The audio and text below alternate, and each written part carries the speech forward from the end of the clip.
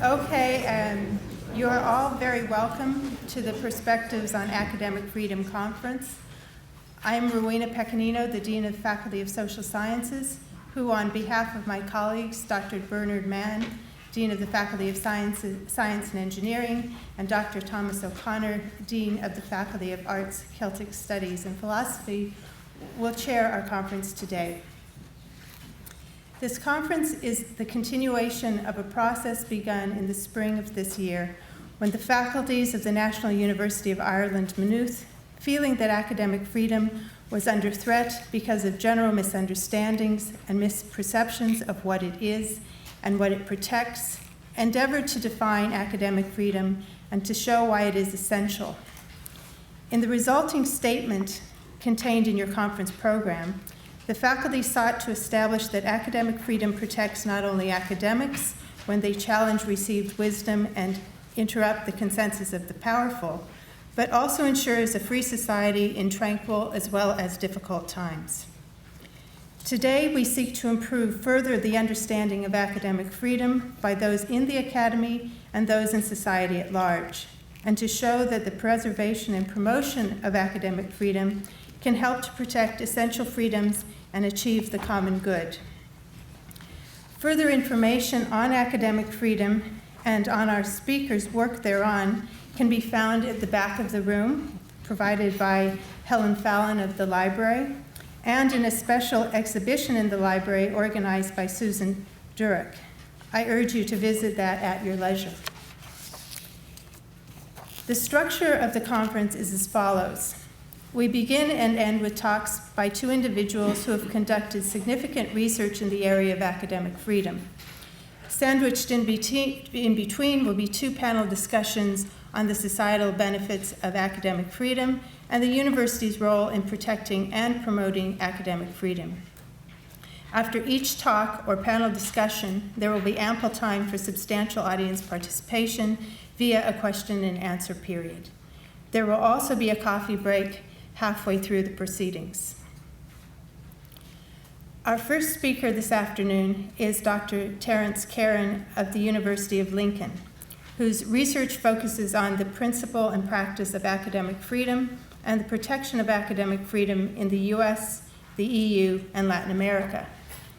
He is a member of New York University's Scholars at Risk Academic Freedom Advocacy team.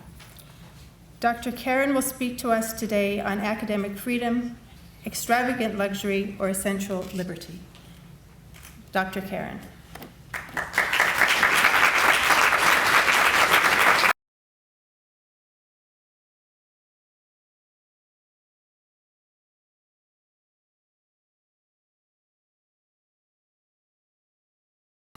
Good afternoon, colleagues.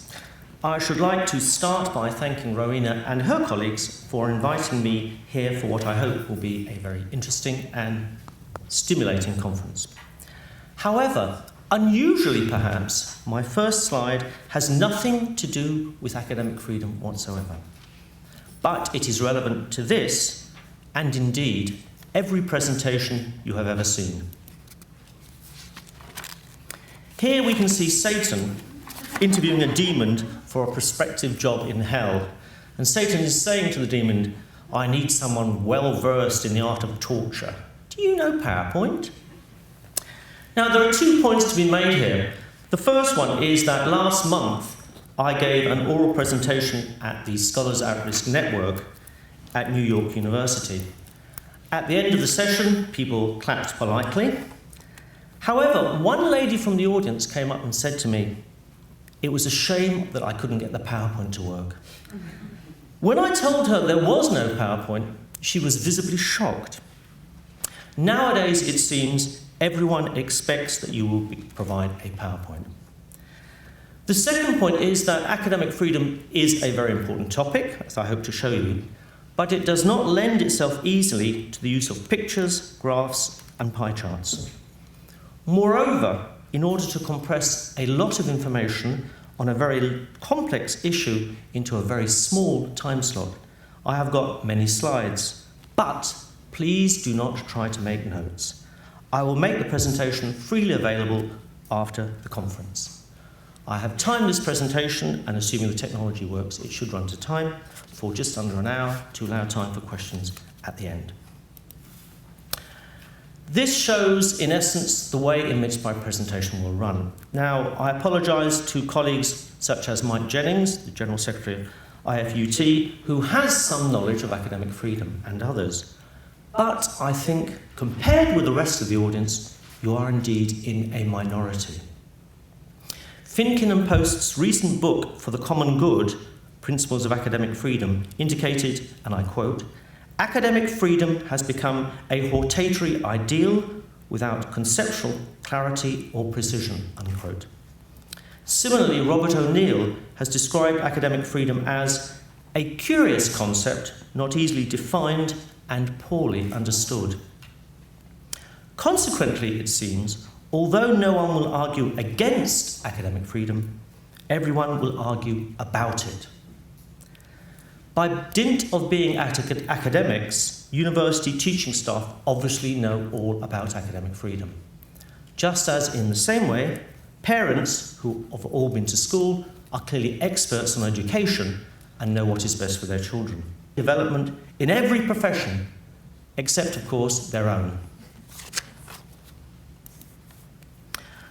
The development of universities was not the result of planning. It was a spontaneous movement whereby students gathered around teachers or resorted to famous schools attached to cathedrals in centres known as studia. Formalisation of the powers and duties of these institutions started with the famous Authentica Habita enacted by Emperor Frederick Barbarossa in 1155. This provided protection for scholars travelling to new seats of learning. This law was incorporated into the Corpus Iuris and today takes the form of the fundamental charter of the medieval university. The University of Bologna received the charter from Frederick Barbarossa in 1158, but in the 19th century, a committee of historians traced the birth of the university back to 1088. The Bologna University model was formed by the students who chose the lecturers, selected the rector was a student, and exercised control over the academic staff in matters of teaching and also of pay. Interestingly enough, in recent work undertaken on teaching in medieval Italian universities, Paul Grendel found that by the last quarter of the 15th century, some professors embraced a model-oriented approach in their teaching methods, by which the student learned by following the professor through the resolution of a problem. This is very similar, as we shall see, to Humboldt's later ideas of how academic freedom should be used by staff and students in the pursuit of knowledge. Now, as you can see from this slide here, from the very earliest times in places like Bologna, there were clashes between universities and other seats of authority. So such conflicts as exist are not new. They've been going on for a very long time indeed. The other model has been the University of Paris, which was founded in the 12th century, probably between 1160 and 1170. The Paris model was different. In Paris, there was a university of teachers rather than scholars, and this was divided into faculties. Students, therefore, were merely members of the university, and this has been the pattern on which most of the universities in Europe have been evolved. For example, Oxford and Cambridge had been organised along very similar lines. In 1231, following the Great Dispersion of 1229 and Gregory's papal bull, scholarly liberty was acknowledged as a university right for the very first time. So yet again, academic freedom as an idea dates back a long way. Tensions between town, gown, crown and the church have existed since the first universities. And as you can see from the slide here, staff have responded by moving elsewhere, from Paris to Oxford, Oxford to Cambridge, Cambridge to the United States. So Harvard was established in 1636 by vote of the Great and General Court of the Massachusetts Bay Colony.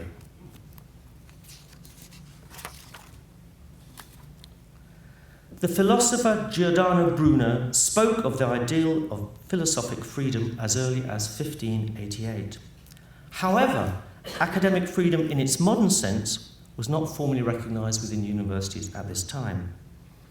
Libertas philosophandi did not appear until the 17th century. Tommaso Campanella first used the phrase libertas philosophandi in his 1622 defence of Galileo. This was the first reasoned argument to be published in support of the freedom of scientific investigation. And so, if Campanella did not invent the phrase, he probably was the first person to use it frequently. In this sense, libertas philosophandi related to the academic freedom of individual scholars rather than to institutional autonomy.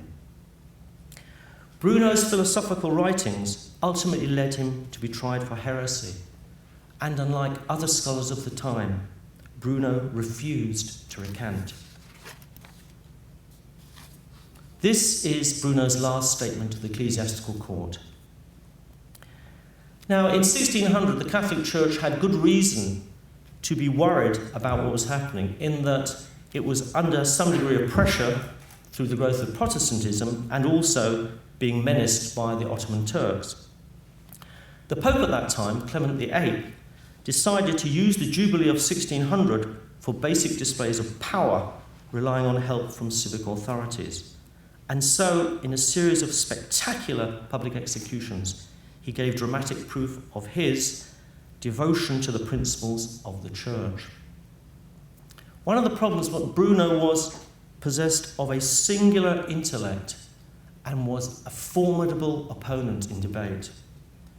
With the exception of Cardinal Robert Bellarmine, who headed up the Inquisition at his trial, his inquisitors may not have understood Bruno's philosophy.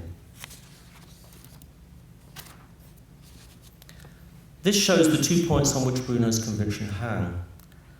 His position on transubstantiation was thoroughly Protestant in some respects, in that the Church of England had proclaimed in its articles that, quote, "The body of Christ is given, taken, and eaten in the supper only after a heavenly and spiritual manner." Indeed, Thomas Aquinas had been inclined to agree with Bruno rather than Bellarmine on this particular topic, and he insisted that the body of Christ existed in the host in symbol, not in actuality. So, although in many ways Bruno was a radical thinker, with respect to this aspect of his conviction, he was not. More importantly, though, he refused to agree that his philosophical writings were heresy. In essence, Bruno's rejection of the Church's authority to determine how he should think and what he should think did for him, which meant he was sentenced to death. Having said that, to some extent, Bruno was a very difficult and irascible man. Very early on in his career, he produced a work called The Incantation of Circe, in which he had depicted Clement VIII as a pig. This shows a statue of Bruno, and on February the 17th, he was taken out and burnt to death. By the end of the 16th century, the standard procedure in an auto de fe was in fact to garrote the prisoner first and then merely burn the effigy. In Bruno's case, the Church made a special exception. In addition to being naked and shaved, he was rendered mute, lest his further profanities might inflame the crowd. The ecclesiastical record does not say how this is done. It is likely that a spike was forced through one cheek, through his tongue, and out the other side, or that his jaws were wired shut. Nevertheless, Bruno remained intractable to the very end of his life. His courage was never in doubt. Prior to immolation, a priest held up a picture of the crucifixion in front of Bruno to allow him to repent. Bruno angrily averted his eyes, and because he failed to repent even at the last minute, after he had been burnt, his ashes were not interred in the ground, they were thrown in the river Tiber. 390 years later, the city authorities in Rome erected a statue in his memory in the place where he had been burnt. 40 years after that, Bruno's inquisitor was canonised and made a saint by the Catholic Church. In 2000, the Vatican issued an apology, which was compiled by Cardinal Ratzinger, who's now Benedict XVI, for past sins committed by church members. Much of this apologia was in fact written by John Paul II. Although the church apologised to many others, the Pope refused to apologise for the treatment and death of Bruno. Because Bellarmine was a saint by now, his judgment could, of course, not be an error. Therefore, there was no way they could apologise for the death of Bruno. We now move on to look at the modern development of academic freedom and the work of Wilhelm von Humboldt. Following the defeat of Prussia by Napoleon, von Humboldt was brought in to reform the educational system in Prussia. And in his memorandum of 1809-10 on the organisation of the University of Berlin, he laid down the modern principles of academic freedom. However, this memo was not actually found until the turn of the century, when an historian, Bruno Ebhardt, was researching for the biography of Humboldt. Consequently, various scholars, such as Asch and Palatschek, have disputed von Humboldt's contribution. It is evident that the intellectual core and the rationale of the Humboldtian model of the university were not just Humboldt's own original intellectual invention. For example, Kant's book, The Conflict of the Faculties, published in 1798, had argued that the university needed autonomy as only scholars can pass judgment on other scholars, and that it was absolutely essential that the learned community of the university is independent of government control with respect to teaching. Nevertheless, the Humboldtian model has been instrumental in defining academic freedom within the modern era, both in Europe and also beyond. In essence, Humboldt's model had 4 principles. Firstly, Lehrfreiheit. This was the recognition that professors were free to do research and report their findings in publications or in lectures. And pretty much this is still a central and uncontested aspect of academic freedom in many nation states. In Prussia, as lecturers were salaried civil servants, they had a form of tenure. In other words, they're employed by the state rather than by the university. And this is still the case in some countries in Europe. So, for example, in Spain, professors, catedráticos, are actually employed by the state and not the university at which they serve. Lernfreiheit, learning freedom for students. Students within the Humboldtian model had control over their courses in terms of choosing one study over another and the freedom to move between different institutions. This understanding of the student's right to academic freedom enjoys a revival within the European community, where students are encouraged to take part in education in member states other than their own. And I'm sure that many students from this university have, for example, studied in Europe as part of the Erasmus programme. However, this aspect of academic freedom, students' academic freedom, was largely absent in the United States and the USA. In these countries, up until the 1960s at least, the university had the role of in loco parentis with respect to its students. More recently, Bruce Farland has produced an article which looks at students' academic freedom within a capabilities framework, and he concluded that student capability can be enhanced through a liberal education that empowers rather than domesticates our students. Freiheit der Wissenschaft. This is the right of academic self-governance and institutional autonomy. Universities under this right make their own decisions on internal matters under the direction of the senior faculty. It's worth noting that in many European states, this aspect of academic freedom has come under attack, where the move towards making universities part of the knowledge economy has led towards an introduction of a managerial regime which undermines academic freedom. Einhard von Leer und Funchend. Apologies for my German pronunciation. I do speak some Spanish, but precious little German. This is the unity of teaching and research and the collaborative pursuit of both by staff and students. In other words, university teaching aided both lecturer and student, and true knowledge emerged in the interplay between the experience of the lecturer and the enthusiasm of the student. There has been a shift towards such a pedagogic model of research-engaged teaching in the United Kingdom, at least, where, in reaction against the massification and commodification of higher education, there's been an emphasis on the student as a collaborative producer rather than a passive consumer. My own university, for example, is developing a pedagogic model based on these particular lines, the idea of research-engaged teaching. The Humboldtian model has been taken up by many different nation states. For example, it exists in Finland and very much similar in Sweden, but also in the United States.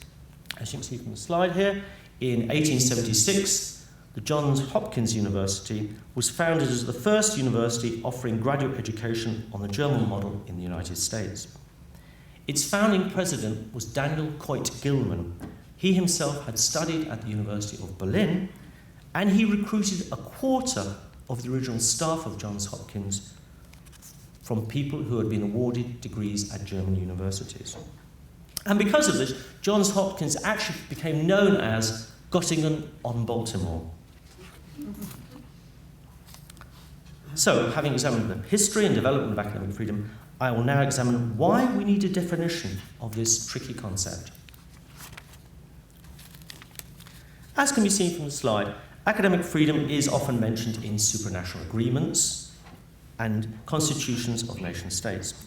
These two I have here, in fact, relate to Europe, but in the United States, the American Association of University Professors' Declaration of Principles on Academic Freedom, first couched in 1915, is now so widely accepted that it constitutes a professional common or a customary law.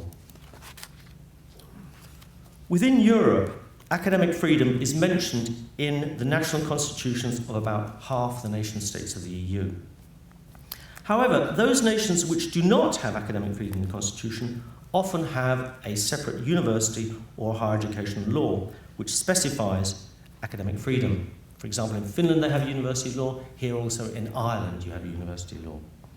As you can see here, under the Greek constitution, academic freedom does exist, but it does not override the duty to obey the constitution.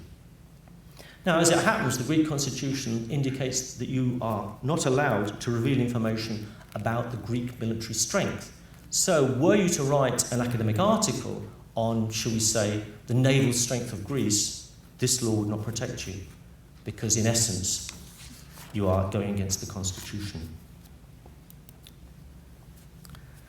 So, what exactly is academic freedom? Well, universities have been going for a very, very long time. Bologna, Paris, Oxford, for over 600 years. And they're all basically the same in terms of their structures, faculties, schools, departments, their practices, lectures, seminars, tutorials, vivas, etc., and their personnel. They all have deans, professors, lecturers, rectors. Moreover, disputes about academic freedom between academia, the monarchy and the church have been going on for almost as long. So it's very surprising why no agreement has been reached. Having said that, it may be the case that academics prefer it to be that way. Here we have some quotations from notable authors with respect to academic freedom. Here you see Cherney indicates that academic freedom, like democracy, is ageless. It transcends time and is passed down from one generation to the next. Horowitz, academic freedom is not a stable or unified concept, constantly shifting, deeply contested ideas. Now, eulogies such as these are often used by academics to provide a defence for academic freedom, suggesting that it may be impossible to define academic freedom. Indeed, some of them might suggest it's dangerous to try.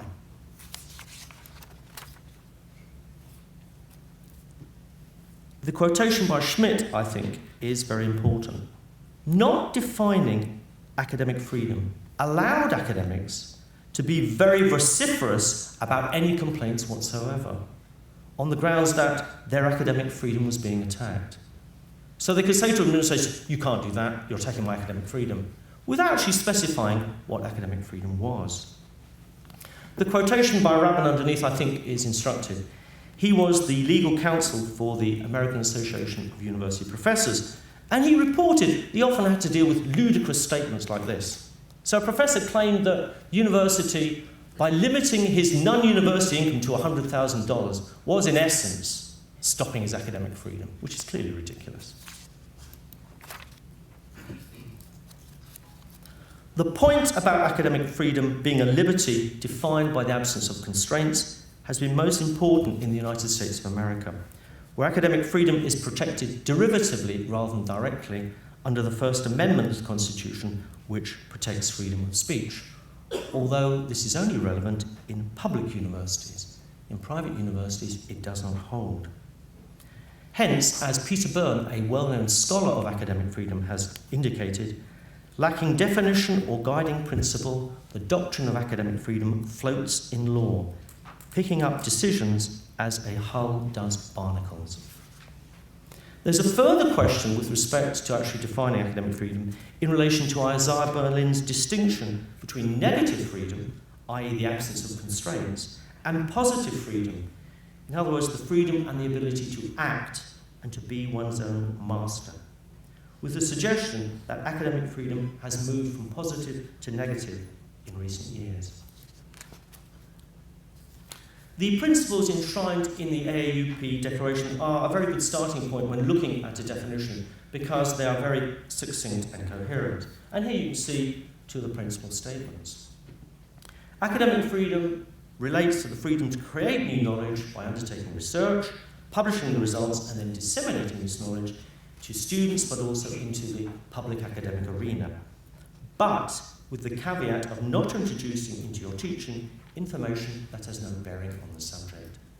So, for example, were I to be a professor of politics, I might give a lecture and indicate that I thought that George W. Bush was not the best president of the United States. That would be permissible.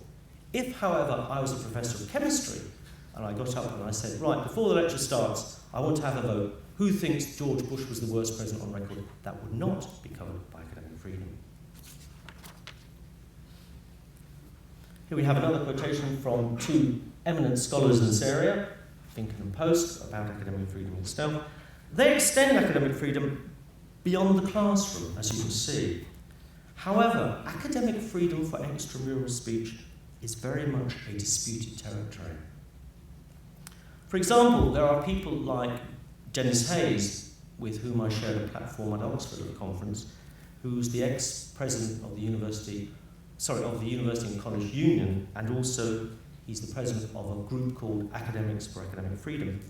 He would argue that academic freedom should allow professors to say anything they wished on any subject at all, completely outside of their own subject domain. Most people would say no, that should not be the case. There are two other elements within the AAUP statement that, in essence, are less defining characteristics than structural and procedural elements that are necessary for academic freedom to operate: tenure and self-governance. And indeed, in many EU states, it's still the case that, with respect to senior managerial positions like a rector, he is chosen from among the faculty and by the faculty. So I now want to look on to why academic freedom needs protection. In November 1997, after a 30-year struggle, and despite the objections of 4 nation states, all the 182 member nations of UNESCO signed the UNESCO recommendation on the status of higher education and teaching personnel, which stated, as you can see, the right to education, teaching and research can only be enjoyed in an atmosphere of academic freedom. Interestingly enough, the United States did not sign this particular recommendation because Ronald Reagan had removed that country from UNESCO's membership in 1984, and it did not return until October 2003. This document, which is freely available from the UNESCO website, is very, very detailed. But it's not very helpful as a day-to-day guide as to whether academic freedom has been infringed. Moreover, what it doesn't do is specify what the limits should be of academic freedom. The recommendation provides detailed protection for academic freedom in 4 critical areas: institutional autonomy, in other words, self-governance that are required for decision-making; individual freedoms, freedom of teaching, discussion, research; institutional autonomy, individual freedom and self-governance, and finally tenure.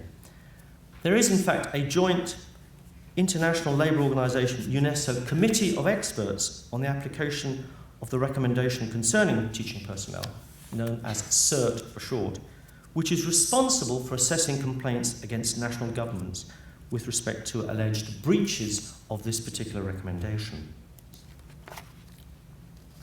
As part of my research, I decided to test compliance with the 1997 UNESCO recommendation, and I gathered information from 27 European states on institutional autonomy, academic freedom, institutional governance, and academic tenure.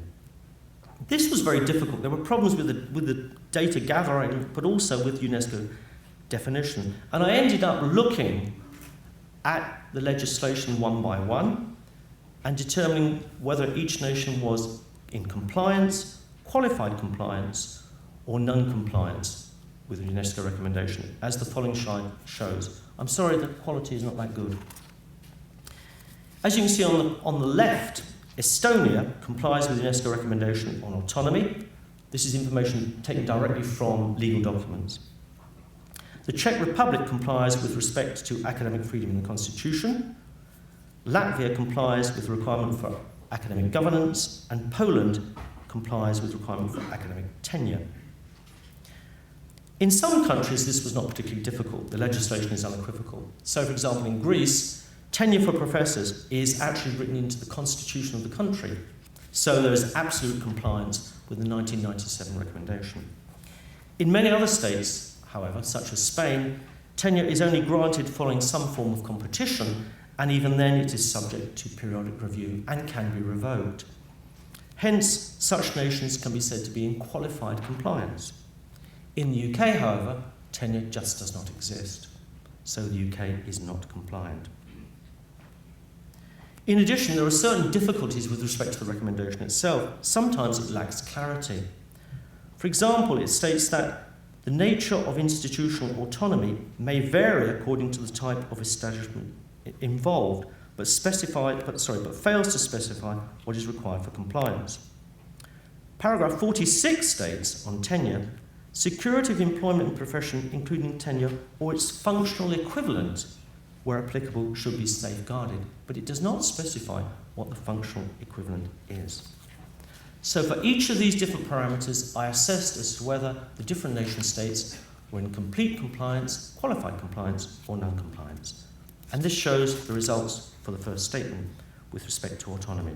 And as you can see, I put Ireland in green, UK in red. Now, if you look at this, you can see that the majority of states are in fact compliant. Turkey is an aberrant case. Half of Cyprus is controlled by Turkey, which is outside the EU. The other country that is non-compliant is Denmark, and I will return to that as a special case later on. Moving on now to whether or not academic freedom is protected in law. As you can see here, Ireland is compliant. The UK is not compliant. Academic freedom is mentioned in the UK's 1988 Education Reform Act. However, the purpose of this act was to abolish tenure. So it's difficult to argue that the purpose of the act was also to protect academic freedom. Moreover, the clause on academic freedom was designed to ensure just cause in instances of the cessation of academic employment, rather than to protect the academic freedom of those in the academic profession, such as, for example, the Universities Act in Finland. Moving on to self-governance. As you can see, in many of the countries, there is non-compliance here, or only qualified compliance. One of my colleagues once described academic governance as management by peer review. And I think that was a very accurate statement. It's a process whereby management decisions are subjected to critical scrutiny by the faculty, and it's only when they've passed that scrutiny can they go ahead. Looking at tenure, most of the countries of Europe have some element of job security for their academic staff. In Spain, for example, as I've indicated, university professors have the same status as civil servants, and it's pretty similar in places like Sweden and also Finland. In the UK, tenure in the pre-1992 universities was abolished, by the 1988 Education Reform Act, but it had never existed anyway in the polytechnics, which then became universities.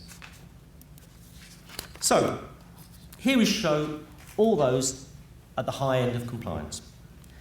And as you can see, only about a third of all the EU nation states are in complete compliance with the recommendation, which is quite low.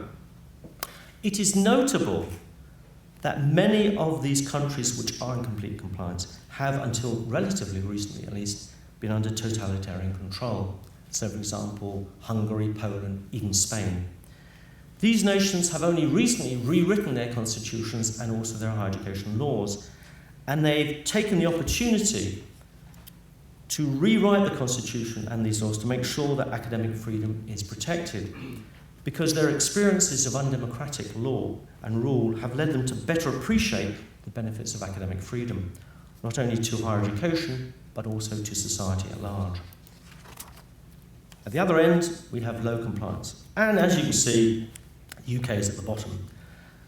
In essence, the sick man of Europe. If this was the Eurovision Song Contest, it would be Royaume-Uni, no point, right at the very bottom. Just above the UK, you can see Denmark.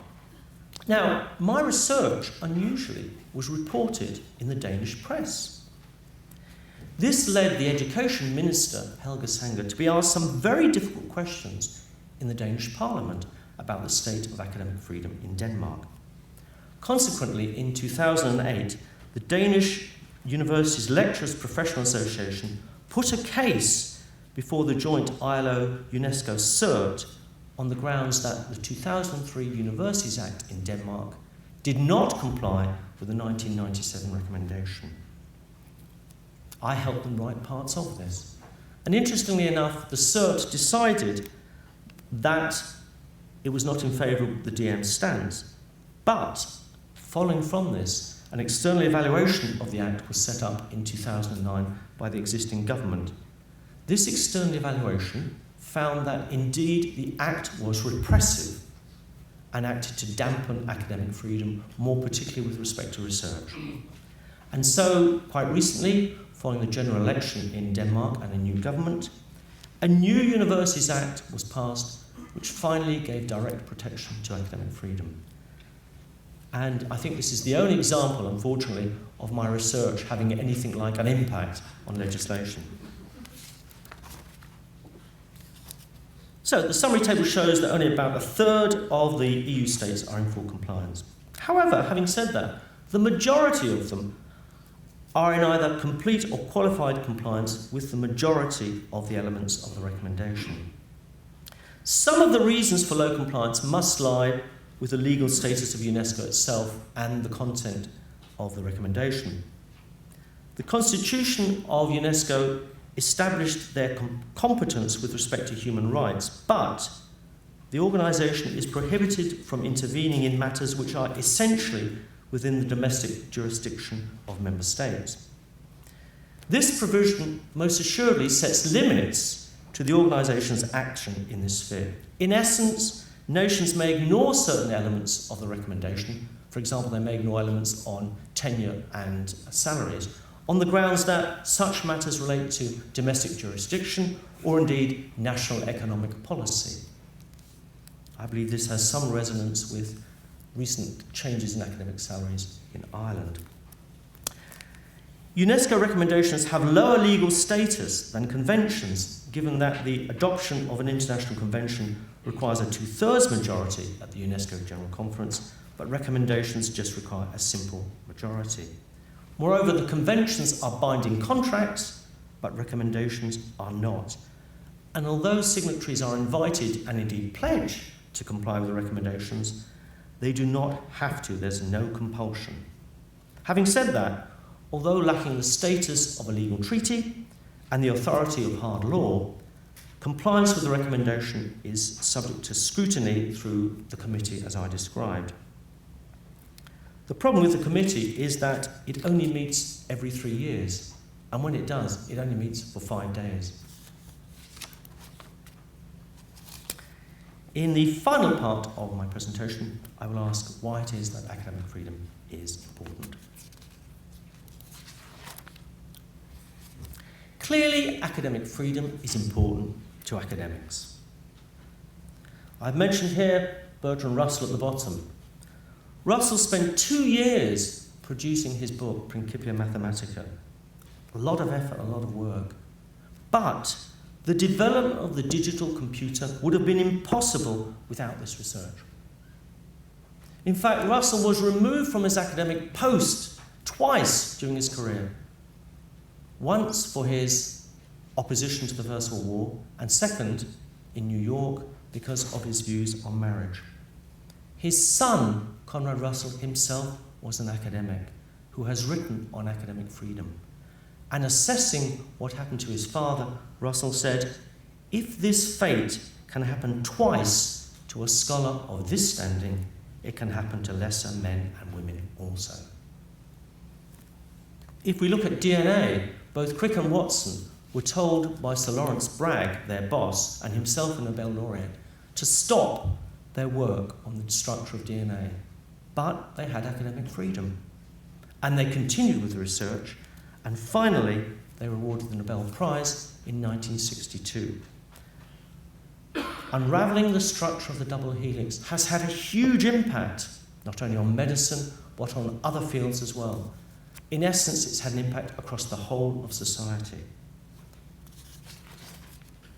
So, why is academic freedom important to research? The location of new knowledge, by definition, is unknown. Otherwise, it wouldn't be new. Trying to manage the process of discovery of such knowledge is about as easy as trying to manage the weather. You can't do it. You may be able to forecast the weather on a short-term basis, but you can't control it, you can't manage it. Within an economy based on knowledge, universities clearly can have a unique and important role. To maximise the possibility of new knowledge emerging to serve the knowledge economy requires more, not less academic freedom. Indeed, trying to manage the process of knowledge in this way merely slows down discovery rather than speeding it up. In the United Kingdom at present, we're undergoing an assessment of our research, and we've been asked to estimate the impact of our research. I mean, how would Russell have answered this? Well, it's going to revolutionise computing. Of course he didn't know. What could Crick and Watson have said? Well, this is going to revolutionise, among other things, forensic medicine through DNA fingerprinting. They had no idea it would have this effect. But the research was still very important, and academic freedom enabled them to pursue it. Had they not had that freedom, they would not have done so. Academic freedom is clearly also important to students. Here I have a quotation from the US Supreme Court to that effect. In essence, if the syllabus and teaching methods are less challenging at one university than at others, then a degree from that university is worth less than a degree from a university with higher academic standards.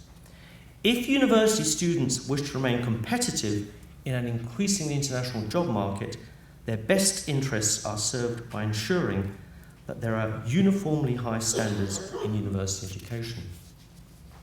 Research by two colleagues in Sweden, Ekelund and Caruso, reported that, and I quote, "Constraints on academic freedom may be a factor in falling teaching and student standards and an emphasis on safe rather than contentious research." Having said that, many of the abuses of academic freedom are in fact by academics, on other academics, and often on students. And it's worth noting that academic freedom brings rights, but also responsibilities. As one eminent scholar has observed, academic freedom means a great deal, but it should not mean freedom from responsibility to students. Academic freedom is also very important to universities. Amanda Goodall looks at primates.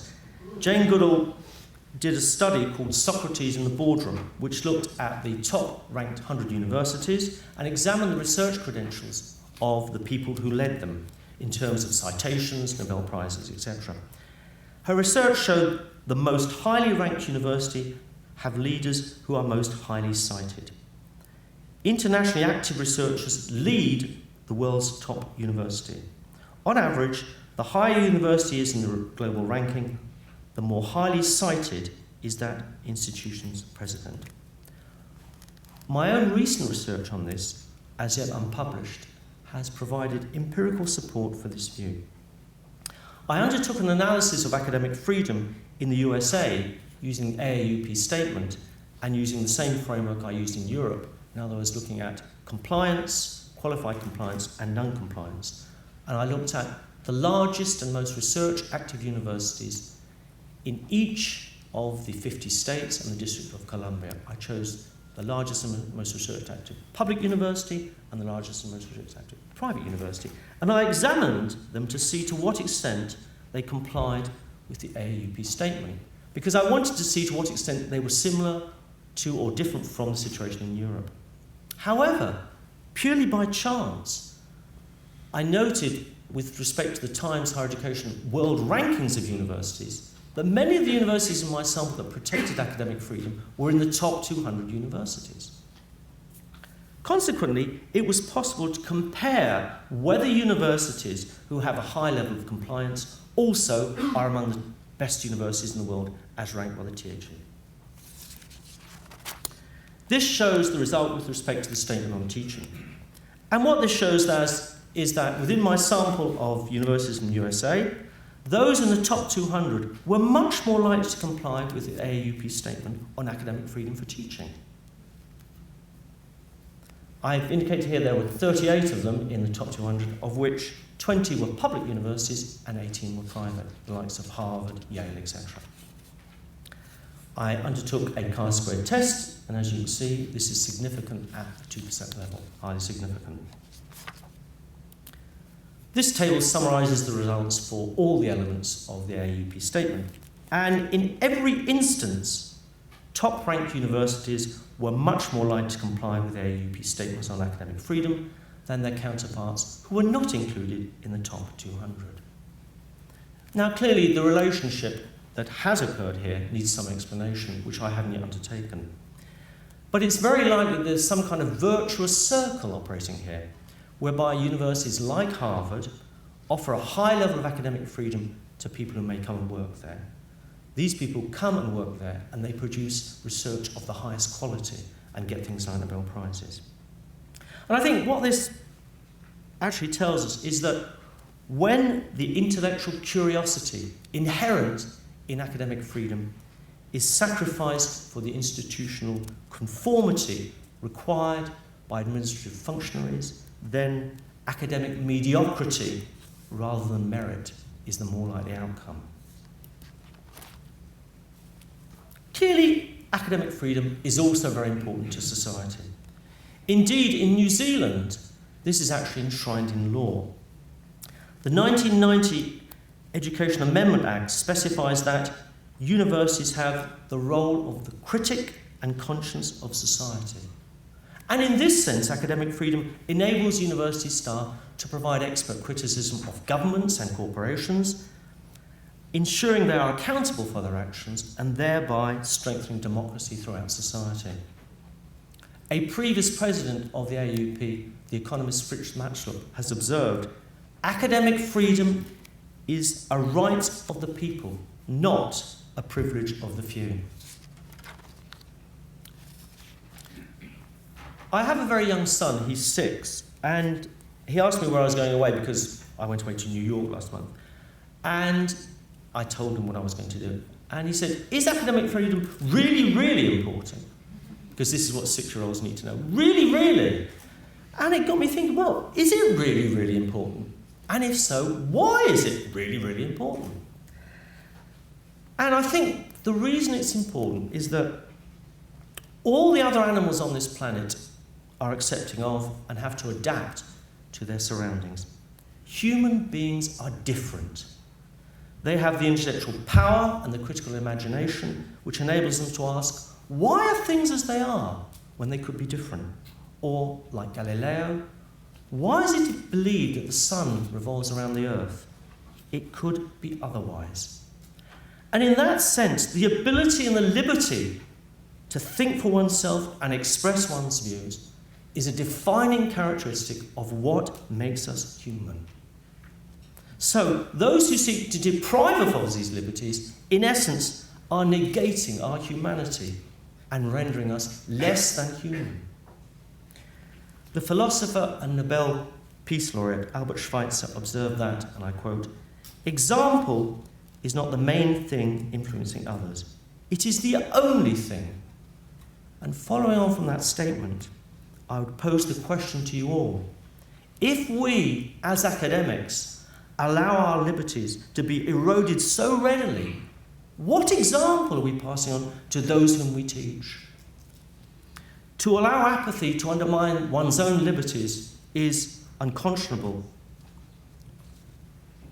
To squander one's children's thereby is clearly unforgivable. Moreover, such liberties, once lost, may be more difficult to reinstate than they were to achieve in the first place. I see I'm getting near to the end of my time, so I will finish very shortly. The Welsh word wizard, Dylan Thomas, was out with his friends above Newlyn, drinking copiously and speaking copiously, as was his habit. He spoke apparently for over an hour without pausing. Then all of a sudden he got up and said, "Someone's boring me, and I think it's me." And he promptly shut up, and so I think should I.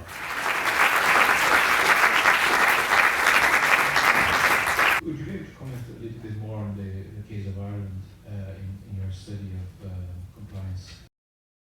Well, what I did was I looked at, for among other things, the Irish Constitution and the Irish Universities Act, and then adjudged with respect to the UNESCO recommendations whether or not they were compliant.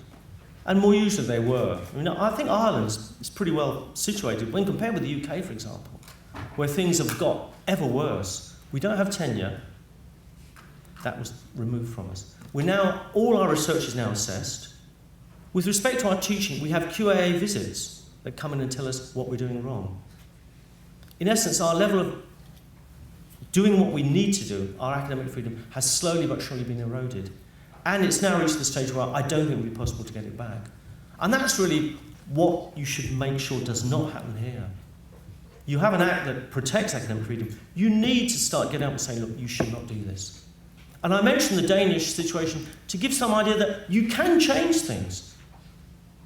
If the Irish government decided to reduce your level of academic freedom, and this ran against the 1997 recommendation, you could appeal. And to be quite honest, it embarrassed the Danish government no end that this happened.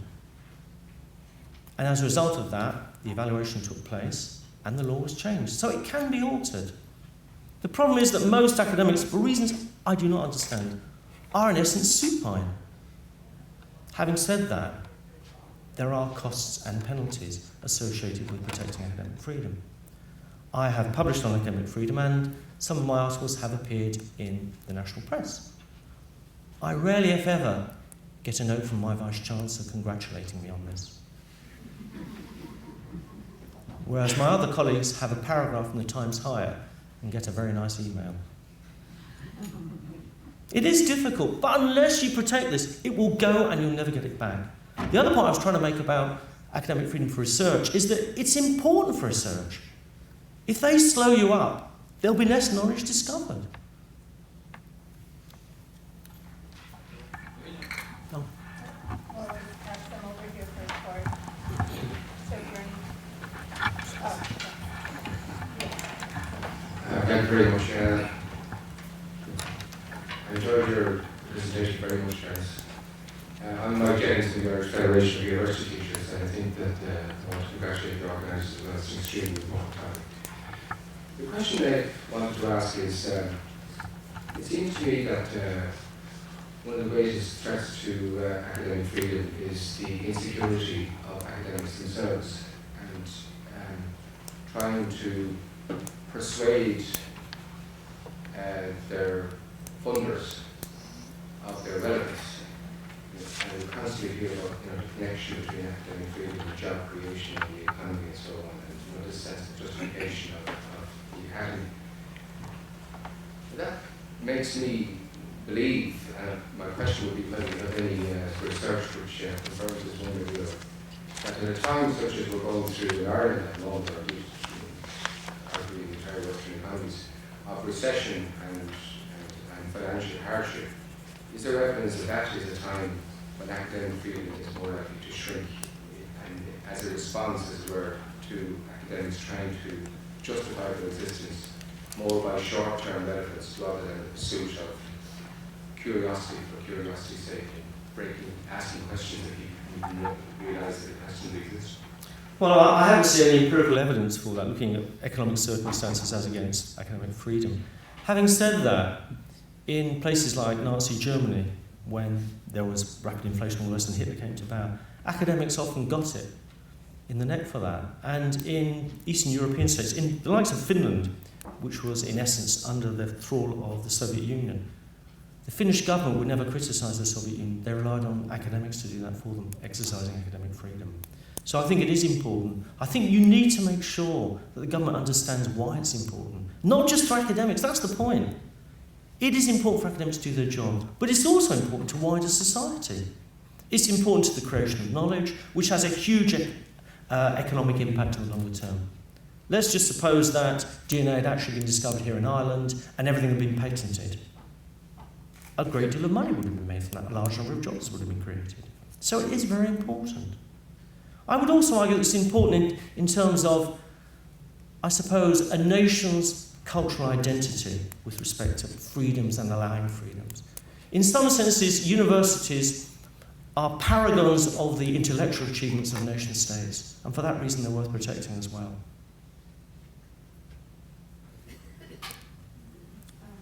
Okay, before I can then bring you, sir,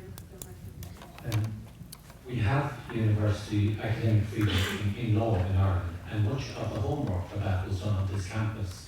The preparatory work. When St Patrick's College, Maynooth, it became a separate institute, in Maynooth became a constituent university of the National University of Ireland. Now, it is very important to have it, but I don't think it's as significant as we'd like it to be. On the one hand, it isn't being abused to such an extent that we could go to take a high court, but I think it is being eroded to a certain extent. And I'll give you an example.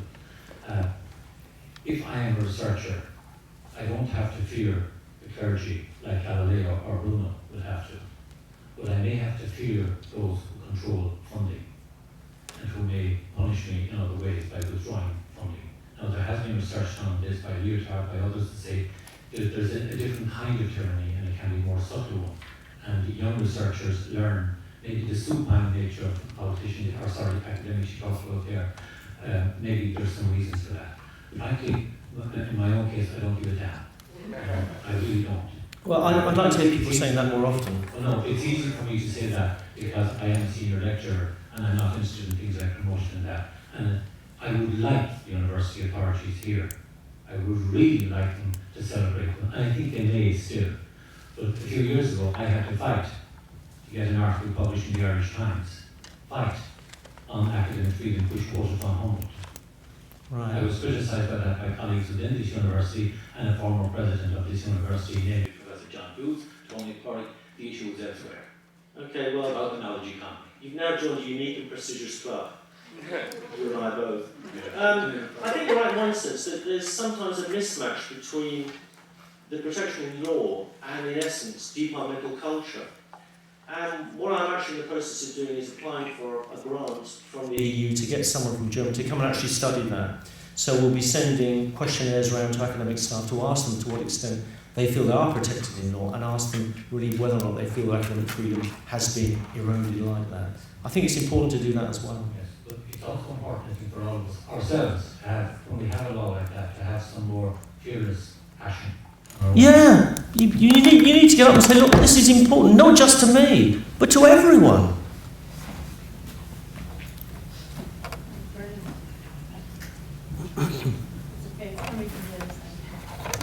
Now we are overrunning. So,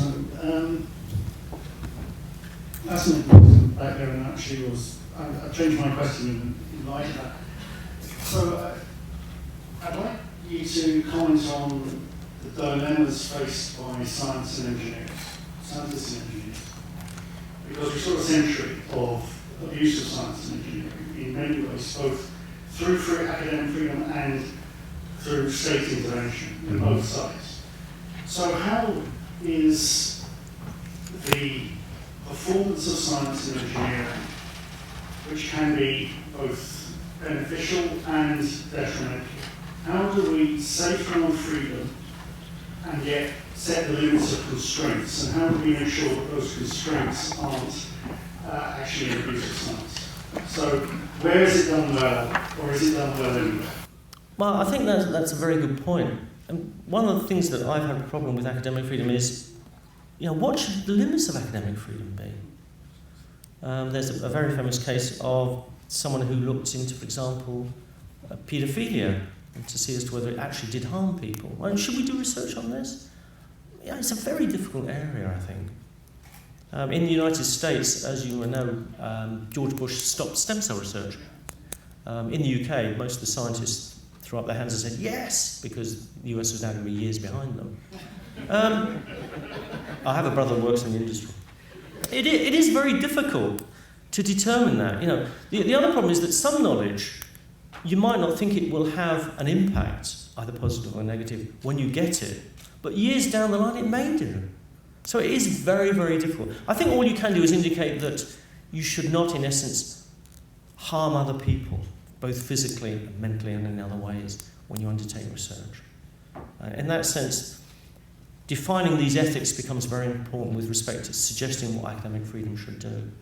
And in one of my papers, I actually put together a Magna Carta for academic freedom, where I tried to lay out exactly what the limits should be in the way you described.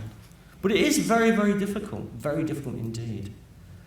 All knowledge to some extent may be dangerous, but does that mean we have to ignore it? Clearly we don't. What we do, though, we have a moral responsibility as academics and humans to make sure that whatever research we do does not harm others. I think that's as much as I can say on it. I think we're going to have to stop there. Thank you very, very much. Thank you.